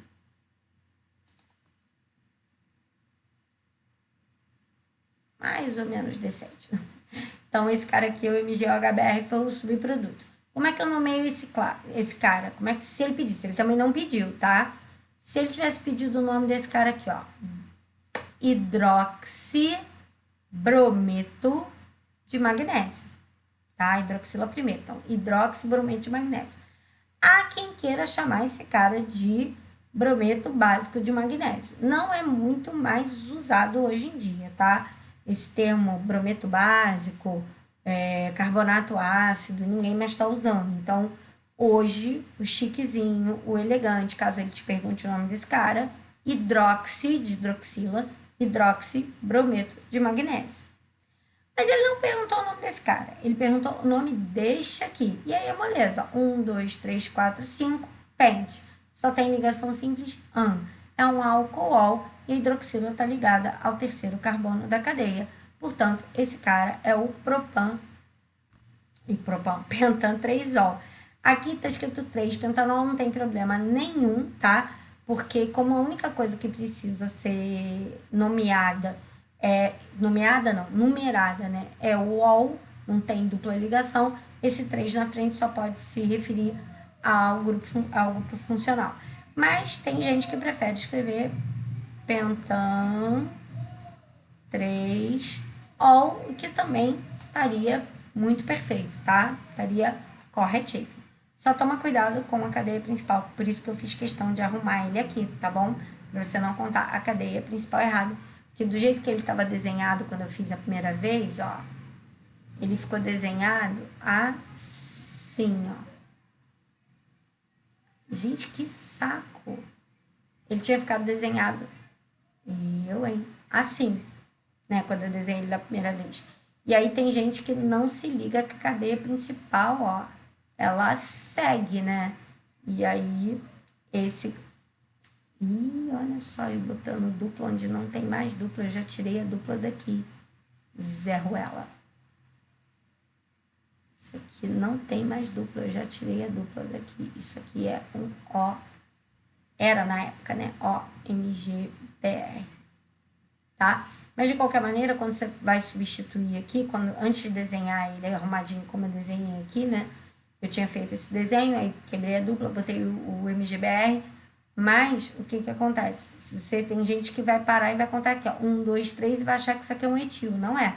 A cadeia principal, ela conta, ó, 1, 2, 3, 4, 5 carbonos, tá? E isso foi o que derrubou a galera, porque a galera não lembrou de contar quando aconteceu essa prova em 2019. Dava uma cadeia tipo essa, que ele colocava um etil, e a galera não contou a cadeia principal certa. Foi o erro mais importante. Claro, teve gente que não tinha a menor ideia do que fazer com essa questão, né? Porque essa questão já não caía há mais de 10 anos, então é uma questão bastante antiga, mas que eles resgataram agora há pouco tempo, e a galera simplesmente não sabia fazer a questão. Mas os poucos que aprenderam e que sabiam fazer essa questão erraram na parte da cadeia principal. Então fiquem atentos a isso, tá bom? Questão 7. Mais um pouquinho a gente acaba. Vamos lá, o polônio decai por uma emissão alfa. Isso aqui é importante, tá, galera? Essa coisa de decai. Vocês têm um problema sério para saber se no decaimento bota no reagente, bota no produto. Galera, decaimento é sempre produto. Se ele quisesse reagente, ele falaria em bombardeamento. Reação com, tá? Ele não disse que reagiu com uma partícula alfa ou que foi bombardeado com uma partícula alfa. Ele disse que houve um decaimento alfa. Então, decaimento é sempre produto, tá? Sempre produto. Ele diz que tem uma meia-vida aproximada de 140 dias, gerando um elemento estável. Uma amostra de polônio 210, só para lembrar. Esse 210 a que ele se referiu antes e agora tem a ver com o número de massa desse radioisótopo. Se você olhar na tabela, ele não tem massa 210, tá? A massa da tabela é a média ponderada de todos os isótopos. Esse aqui é um isótopo específico, então os valores diferem, são próximos, mas eles diferem um pouquinho. Bom, ele diz que tem altíssima pureza, então esse cara só tem polônio. Ele foi guardado isolado por 280 dias, ele quer saber quais elementos químicos estarão presentes nessa amostra. Indique o número de meias-vidas que decaíram e o número de prótons do isótopo que sofreu decaimento. Bom, galera, a primeira coisa que a gente vai fazer é o decaimento alfa, ok? Então, a gente observa aqui, ó, ele diz que vai ter um decaimento de emissão alfa. Eu tenho o meu polônio 210, essa massa aqui, ela tá no texto, você vê que é o 210, e o número atômico eu tirei da tabela. Eu fui lá no polônio, o número atômico dele não muda, então eu encontrei esse valor na tabela. Botei a setinha, porque decaimento natural, botei partícula alfa 4,2, e aí eu vou identificar esse elemento. Num primeiro momento, eu poderia ter colocado esse elemento aqui como sendo um X, tá? Poderia ter escrito X. E aí, o que eu preciso me preocupar? A soma de todas as massas do lado esquerdo tem que ser igual à soma de todas as massas do lado direito. Então, se aqui é 4, para dar uma soma 210, esse número aqui teria que ser o 206. 206 mais 4, 210. Moleza. A mesma coisa embaixo. Então, se eu já tenho 2 aqui, 82 mais 2 vai dar 84, tá? Então, essa primeira parte é bem facinho. E aí, para eu saber que esse elemento é o chumbo, eu teria que ir de novo na tabela, olhar o número atômico 82 e identificar que ele é o chumbo. Só um detalhe, ele dá uma dica, porque ele diz que esse elemento é estável, ok? Quem é o último elemento estável da tabela, 100% estável da tabela? É o chumbo. A partir do chumbo, todos os elementos são radioativos. Nem todos perigosos, tá? Mas todos radioativos. A partir do chumbo, todos os elementos emitem algum tipo de radiação, que pode ser tranquila, pode ser perigosa, mas não é o caso aqui. Tem gente, e aí é uma coisa que eu quero que vocês prestem muita atenção, que acha que porque não foi passado uma meia-vida só, né? Se a gente for até limpar essa bagunça aqui, para a gente poder discutir o assunto melhor. Tem gente que acha que eu tenho um tempo total de 280 dias, o que significa dizer que eu tenho uma massa inicial, tá? Passou a primeira meia-vida, que seriam 140 dias, eu vou ter essa massa inicial dividida por 2. Passou a segunda meia-vida de 140 dias, eu teria a massa inicial dividida por 4. Tem gente que acha que a cada meia-vida ele eliminaria uma alfa e se transformaria em um elemento diferente. Então, tem muita gente que faz errado o quê? Pega o polônio, emite a primeira alfa, faz o chumbo. Aí tem gente que acha que nessa segunda meia-vida, você vai pegar o chumbo e vai emitir alfa de novo. E aí vai achar um outro elemento maluco lá. Gente, não é assim, tá? Vê se vocês conseguem acompanhar. A minha massa inicial, ele diz aqui para mim qual é a massa inicial? Não, ele não diz aqui qual é a massa inicial, tá? Mas observa o seguinte. Quando eu tenho a primeira meia-vida, né? Quando não passou, tempo zero, tempo inicial, tempo zero, eu só tenho polônio, beleza? Aqui nesse momento inicial, eu só tenho polônio, não tenho mais nada, só tenho polônio. Passou a primeira meia-vida, vamos botar um número aqui, ele não deu, mas vamos botar um número, uma massa aqui pra gente ficar, né, mais fácil de entender. Vamos pegar aqui, ó, 100 gramas de polônio. Passada essa primeira meia-vida, eu tenho ainda 50 gramas de polônio, metade da massa caiu, e vou ter uma massa de chumbo, tá? Que eu vou chamar de massa 1 de chumbo. Se isso fosse uma emissão beta, lembra que a emissão beta não muda a massa, né? Emissão beta, eu poderia dizer que eu teria 50 gramas de chumbo e 50 gramas de polônio. Mas isso é uma emissão alfa, então a massa desse chumbo vai mudar. Eu não preciso saber quanto é não, tá? Não preciso fazer conta, porque teria que fazer uma regra de 3. Volto a falar, se isso fosse emissão beta, que a massa não muda, ele forma um isóbaro, eu teria 50 gramas de um e 50 gramas de outro. Mas tudo bem, não tem problema. Eu vou anotar isso aqui como massa 1.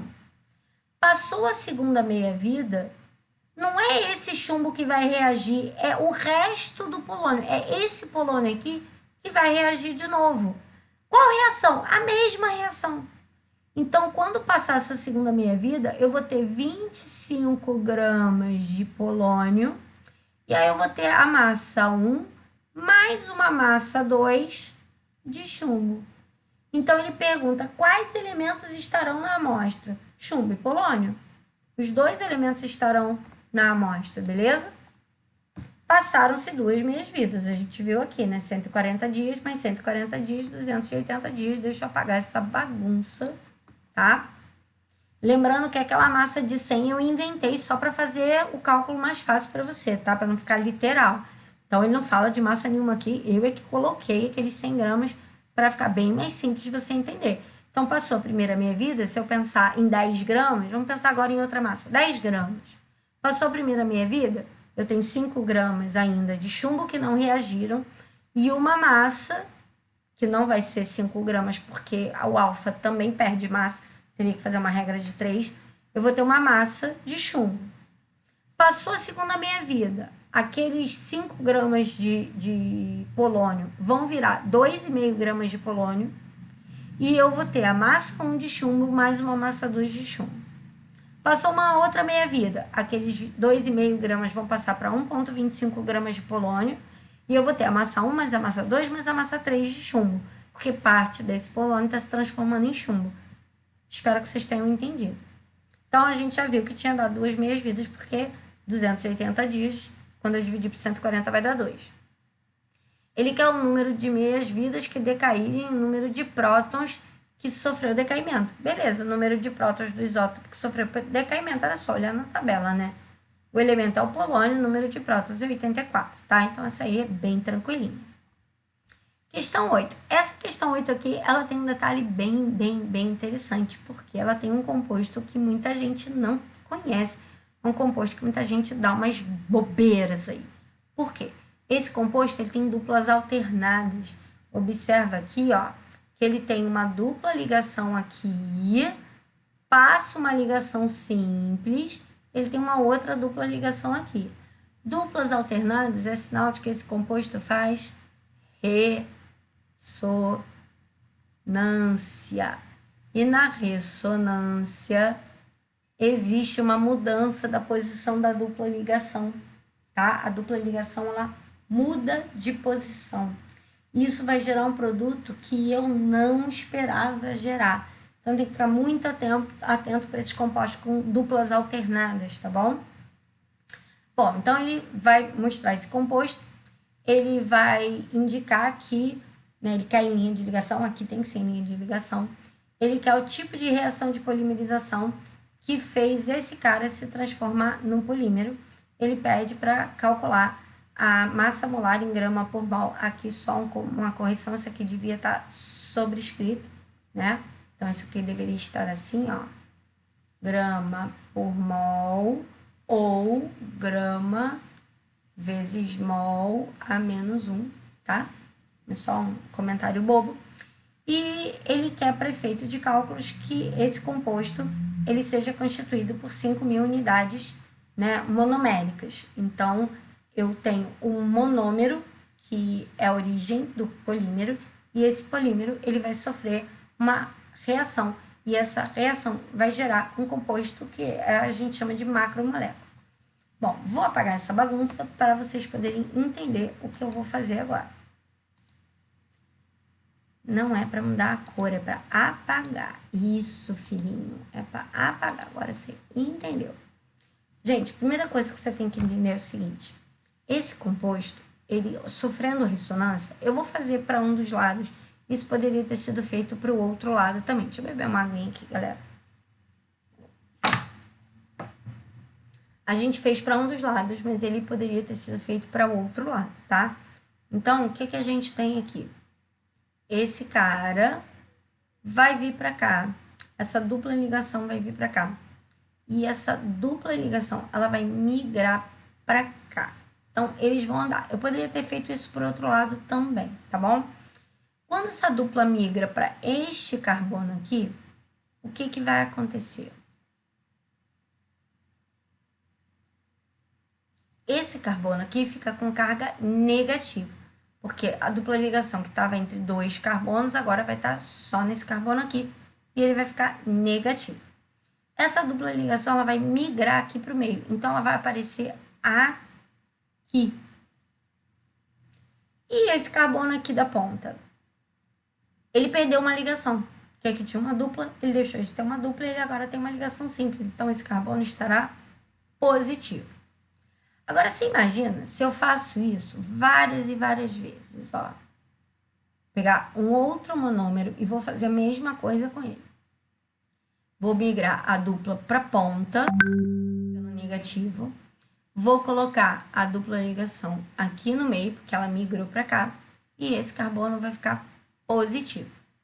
Você imagina fazer isso 5.000 vezes.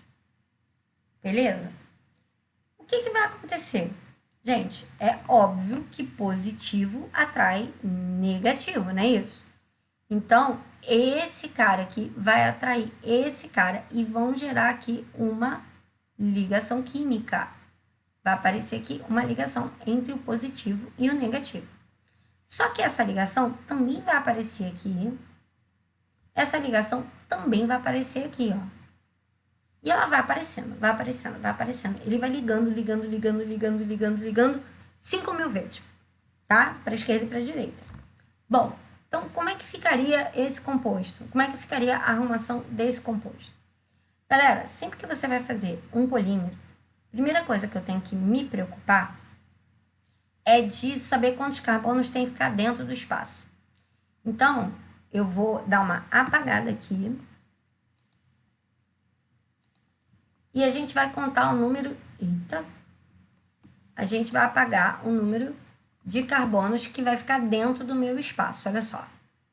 Dentro do meu espaço tem que ficar 1, 2, 3... Jesus! 4 carbonos numa... Gente, esse computador hoje está me estressando. Pai amado. Vamos lá, 4 carbonos. Eles vão ficar 4 carbonos. E o radical também. O radical vai ficar e ele vai ficar aqui exatamente na posição que ele está, preso ao segundo carbono. Então, eu já sei que eu tenho que ter 4 carbonos dentro do meu espaço e um carbono como ramificação dele, beleza? Toda vez que você tiver que desenhar um polímero, você sempre vai desenhar 2 carbonos a mais do que você precisa. Então, se a minha linha principal tem 4 carbonos, eu vou desenhar 6. Então, vamos lá, desenhar os 6 carbonos, ó. 1. Gente, que saco. 2, 3, 4, 5, 6 carbonos. Vou colocar o colchete deixando 2 carbonos para fora da cadeia. Porque esse carbono que está aqui e esse carbono que está aqui, eles significam exatamente a continuação. Repara que, ó, primeiro, segundo carbono. Primeiro, segundo carbono. No segundo carbono, eu vou colocar um radical, ó. Tanto faz para cima, para baixo, tá, gente? Isso não faz diferença. Ele tem que estar, ó, carbono 1, carbono 2, carbono 3, carbono 4. No segundo carbono, dentro do espaço, tem que ficar um metil. Então, dentro do espaço, carbono 1, carbono 2, carbono 3, carbono 4, o meu radical no carbono 2. Lembra que essa dupla tinha migrado para a ponta e essa dupla tinha migrado no meio? Então, a dupla vai ter que aparecer entre os carbonos 2 e 3. Então, 1, 2, 3. A nova dupla vai aparecer aqui e isso vai estar 5.000 vezes repetidos, tá? Galera, essa reação, você reparou que eu só quebrei ligação π? Ela tinha 2 ligações π, ela agora tem uma única ligação π. Então, quando ele pede para você indicar o tipo de polimerização, só tem 2 tipos de polimerização, só 2. Ou é uma reação de polimerização por adição, ou uma polimerização por condensação. Na reação de condensação, tem que sair uma molécula simples. Tem que sair HCl, tem que sair água, tem que sair H2, tem que sair um metano, tem que sair uma molécula pequena, NH3, tá? Tem que ser eliminada uma molécula pequena. Isso é uma reação de condensação. Cara, aqui ninguém foi eliminado. Eu só tirei a dupla. Eu não fiz eliminação, não tirei nenhum grupo, nenhum elemento, nenhum composto. Então, essa é uma reação por polimerização, tá certo? Você vê que aqui, ó, ele tá desenhado só de cabeça para baixo em relação ao que eu tinha desenhado aqui com vocês. Mas é a mesma molécula, tá? E só que aqui eu comecei de cima para baixo, aqui eu comecei de baixo para cima. Mas é exatamente a mesma coisa, tá bom? Bom, aqui a minha molécula, né, do meu monômero, ela é um C5H8. Então, a massa molar dela é 68, beleza? Isso, esse monômerozinho aqui, ó. Isso aqui fazendo análise dessa cadeia aqui. C5H8 é esse grupinho aqui. E aí, a massa molar dele é 68. Como o meu composto é C5H8N, porque lembra, eu não tirei, não botei nada, eu só tirei a π. Eu não tirei nenhum carbono, eu não tirei nenhum hidrogênio, eu não botei nada, eu não não acrescentei nada na molécula, então ele continua sendo C5H8, só que repetido quantas vezes forem necessários, nesse caso aqui, repetido 5.000 vezes. Então, basta multiplicar a massa molar pelo número de repetições. Se cada repetição dessa vale 68, 5.000 repetições dessa valerão 340.000. O que ele pode fazer aqui na UERJ é pedir isso aqui em quilo, tá, galera? Então, a probabilidade dele mudar a unidade aqui é muito grande. Você vê que a gente calculou em grama por mol, né? E aí a gente fez 5.000 repetições, então o resultado sai em grama por mol de polímero, mas ele pode pedir a resposta em quilo por mol, tá? E aí seria só você passar isso aqui tirando os 3 zeros, tá bom? Aí seriam 340 quilos por mol. Sim, um polímero pode valer 340 quilos por mol. Aliás, só para vocês terem uma ideia, o glicogênio, que vocês conhecem bem da biologia, um mol dele pode pesar mais que 1 tonelada, tá, galera? Então, não se assusta, porque isso é um número normal para polímero. Bom, próxima questão, ela tem uma pegadinha, tá? A próxima questão é uma pegadinha. Por quê? Essa questão aí, ele está falando, na verdade, de uma bateria que em um momento ela está sendo carregada, no outro momento ela está sendo descarregada. Então, ele começa falando de uma eletrólise e depois ele vai falar da bateria e a bateria aí funcionaria como pilha. Então, na verdade, é a mesma reação que seria observar o processo de carga e o processo de descarga dela, tá bom? Então, ficar bem atento com isso, porque isso pode acabar gerando algumas confusões. A primeira parte dela é uma parte de cálculo, né? Ele quer que você identifique o volume de gás cloro produzido. Bom, primeira coisa, observar que ele me deu intensidade de corrente e me deu tempo. Então, posso calcular Q igual a IT, vocês estão acostumados com isso da física. O Q é o que eu quero calcular, quantidade de carga. Eu tenho I, intensidade de corrente, 5 amperes, já está na unidade certinha. E o tempo que não está na unidade certinha, porque o tempo está em hora, eu preciso do tempo em segundos, tá? Então, 180 mil coulombs. Se quiser fazer essa conta, você pode fazer. Se não quiser, você pode deixar indicado 5 vezes 10 vezes 3.600, porque muitas das vezes você consegue cortar esse valor com alguma coisa na próxima conta, porque a gente ainda vai fazer uma outra conta aqui, tá? Então, o meu conselho é que você acabe deixando isso aqui indicado, tá? Não precisa terminar essa conta se você não quiser. Deixa 5 vezes 10 vezes 3.600 e depois você, né, substitui. A gente sabe o seguinte, ele quer a quantidade de cloro. Você vê que ele fala aqui, ó, ele fala da quantidade de cloro obtida, tá bom? Então, a reação que eu tenho do cloro é essa, só que na verdade ele está discutindo a reação invertida, porque essa reação daqui, ó, é reação normal do cloro. O cloro prefere sofrer o processo de redução. Esse é o processo que ele gosta de sofrer. Mas na eletrólise ígnea, o cloro sofre oxidação, tá? Na eletrólise ígnea, ó, tô falando de eletrólise, processo não espontâneo, ok? Processo não espontâneo, eletrólise, esse valor teria que ser invertido, porque no processo de eletrólise ele vai fazer alguma coisa que ele não deseja e ele não quer sofrer oxidação, mas ele vai ser obrigado, tá bom? Então, vamos lá. Então, ó, eu estou invertendo a reação, porque essa reação aqui é a reação da pilha, mas eu quero o processo de eletrólise, então o cloro vai virar cloro zero e ele vai receber 2 elétrons para isso. Era só inverter essa reação aqui. A gente observa que para cada 1 mol de gás cloro, eu tenho 2 mols de elétron. 1 mol de cloro, 71 gramas, lembrando que eu não posso arredondar o cloro, 35,5 vezes 2. 2 mols de elétron, 2 vezes 96.500 coulombs. Só um detalhe, esse valor aqui, ó, 96.500 coulombs, está na tabela periódica, tá?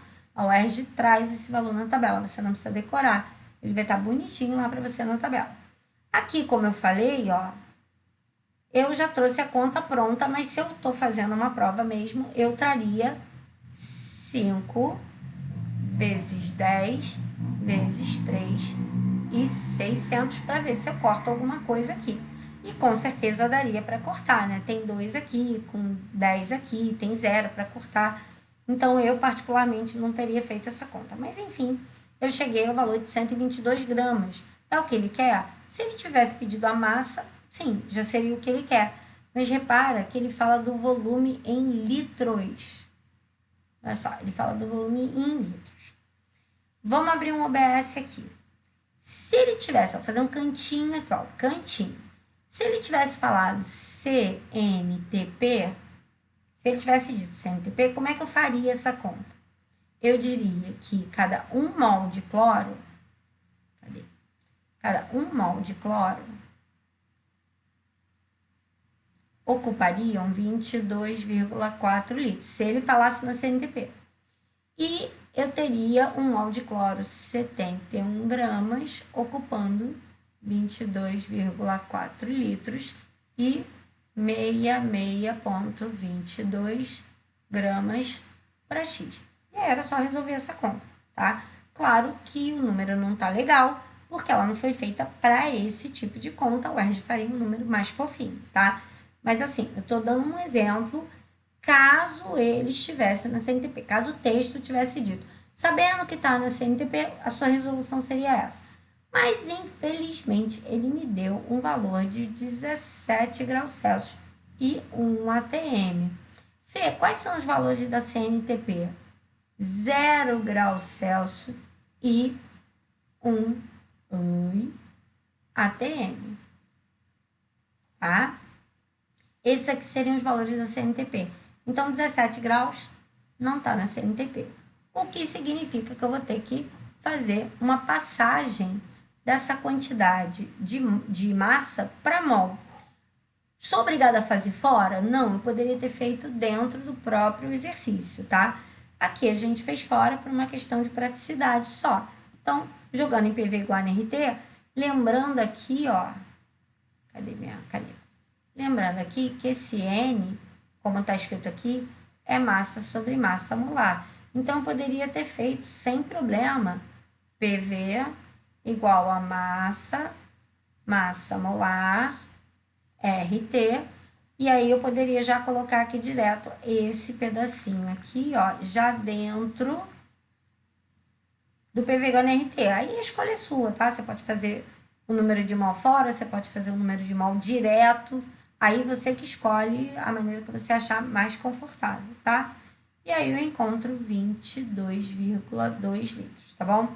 Um cuidado, eu tenho que escrever a fórmula é obrigatória. Já que eu vou usar PV igual a NRT, tem que escrever a fórmula. Outro detalhe, cuidado com letra maiúscula e minúscula, tá? Tem gente que escreve assim, ó, é doloroso. PV igual a NRT. Eu quase morro quando eu vejo isso. Eu quase morro quando eu vejo isso. Pelo amor de Deus, tá? Cuidado com letras maiúsculas e minúsculas. P maiúsculo, V maiúsculo, N minúsculo, R e T maiúsculo, tá? Fica a dica aí, pra você não fazer nenhuma bobagem. Então, vamos apagar esta bagunça, tá? Então, a primeira parte a gente já resolveu, que era identificar a quantidade de gás cloro que seria produzido. E aí ele dá até uma dica, né? Porque ele fala a quantidade de cloro que é produzido, né? Ele fala no anodo? Não, né? Não. Mas ele seria produzido no anodo, porque ele está sofrendo oxidação, tá? Bom, aí embaixo ele fala para determinar a reação global da bateria. Ele agora está falando da pilha. Ele não está mais falando da eletrólise. Ele está falando da pilha que vai ser gerada a partir desses dois carinhas aqui, tá? E ele quer a DDP da pilha. Então, ele agora está falando outra coisa. Ele agora está indo para outro caminho, beleza? Então, tá aqui as reações. Numa pilha, o processo tem que ser espontâneo, beleza? Numa pilha, o processo DDP positiva, o processo tem que ser o que todo mundo gosta de fazer. Repara que aqui o cloro, ele está reduzindo, ele está ganhando elétron, e esse sinal positivo está indicando, ok, eu gosto de reduzir. Então, redução para ele é um bom processo. Em compensação, o zinco, que também está reduzindo, está com sinal negativo. Qual a informação que ele está me dando? Odeio reduzir, reduzir não é maneiro para mim.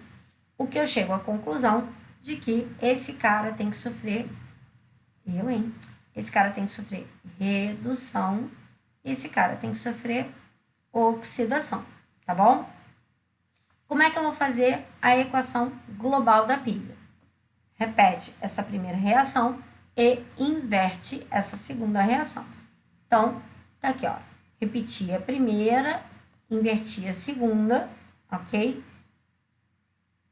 Não, ele aqui tá falando DDP da bateria. Não, ele tá falando da bateria mesmo, gente. Tá falando da bateria mesmo. Tá falando da bateria mesmo. Processo de eletrólise. Tá falando do processo da bateria, não, perdão. Processo de eletrólise mesmo. A DDP tem que dar negativa. Se ele estivesse falando da pilha, dei bobeira aqui agora. Se ele estivesse falando da pilha, a DDP teria que ser positiva, mas ele tá falando desse processo de eletrólise mesmo. Então, vamos apagar aqui porque eu fiz a pilha. Vamos dar uma apagadinha aqui, ó.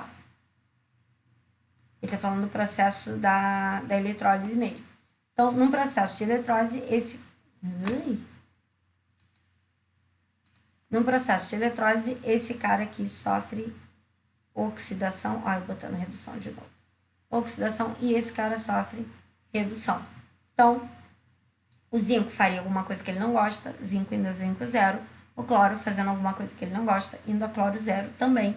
Esse cara oxida, esse cara reduz. E aí eu tenho sempre oxidação e redução, vogal, vogal, consoante, consoante, tá? Então, se o zinco está reduzindo, ele tem que ser o catodo, ó. Redução, catodo. Oxidação, anodo. Tá? Mas assim, deixa eu fazer um comentário. Essa questão, ela tá com um probleminha de texto que faz você dar essa balançada. Eu lembro que quando... Eu até comentei com os meninos que ela tava assim meio... Como é que eu vou dizer? Meio dúbia, tá? Meio dúbia. Que quando você usa o termo bateria, a bateria ela pode fazer carga e descarga.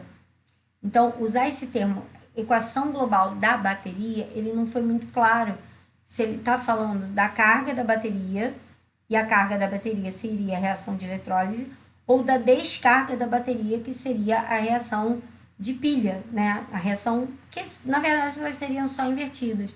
Então, essa frase aqui, ó, a reação global da bateria, não ficou muito claro, porque a bateria, ela sofre carga e descarga, tá bom? Quando for assim, a gente tem que ficar atento, isso aqui caberia, inclusive, recurso. Tá? O certo seria ele, reação global da carga da bateria ou da descarga da bateria. Que a bateria pode sofrer os dois processos, carga e descarga. Então, pelo gabarito aqui, ele está falando que está no processo de eletrólise. Então, pelo gabarito, a gente vai deduzir que ele está falando do processo de carregamento da bateria. Você botou na tomada, botou uma eletricidade e ela está voltando, tá? Ela está fazendo o processo não espontâneo, tá bom? Mas isso não ficou muito claro no texto, vou deixar isso bem claro. Mas enfim, já que ele está falando da eletrólise, né? Já que o gabarito fala da eletrólise, a gente vai entender que eletrólise é um processo não espontâneo.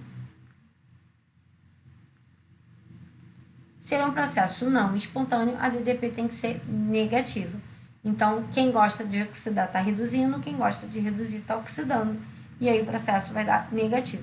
Fê, e se eu quisesse fazer o processo inverso? Processo de descarga, o valor seria exatamente o mesmo, só que seria positivo. Então, na pilha, ou seja, no processo de descarga, o valor dela seria de mais 2,12 volts, tá bom? Mas fica claro que essa questão ficou um pouquinho em dúvida, tá bom? Porque, de novo, bateria pode carregar e descarregar. Então, de que processo que eu tô falando, né? A gente finalizar, e entrou uma coisa aqui que era para ter entrado depois, mas deixa para lá, a gente está terminando.